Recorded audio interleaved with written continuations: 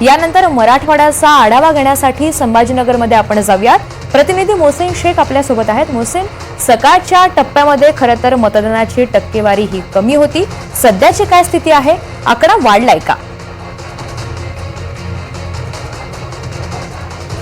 ऋतुजा, नक्कीच आता जी टक्केवारी आलेली आहे 1 वाजेची, ज्यात 33.89% एवढं संभाजीनगरचं मतदान झालं आहे आणि आता कुठेतरी मतदार जे आहे तर घराबाहेर पडताना पाहायला मिळतं। मी छत्रपती संभाजीनगरच्या ग्रामीण भागातील मतदान केंद्रावर आहे आणि या ठिकाणी आपण बघतोय की दुपारनंतर आता लोक गर्दी करताना आपल्याला पाहायला मिळतात। मतदान करण्यासाठी आता लोक घराबाहेर पडताना पाहायला मिळतात। सकाळच्या सत्रात 9 वाजेपर्यंत अत्यंत कमी जी टक्केवारी होती, 11 वाजेला देखील ही अशीच टक्केवारी पाहायला मिळते। मात्र आता जे आहे तर मतदार या ठिकाणी जे आहे तर मतदान करण्यासाठी बाहेर पडताना पाहायला मिळतात आणि हे सगळं चित्र ग्रामीण भागातील आहे।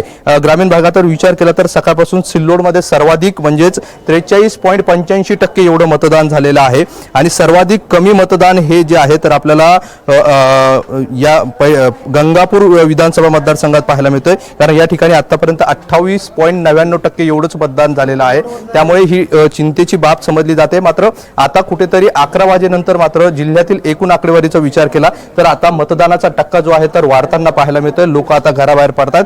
शहरात देखील मतदानाचा टक्का वाढताना पाहायला मिळतोय, पण मात्र शहरातील 2 मतदारसंघातील परिस्थिती देखील अशीच आहे।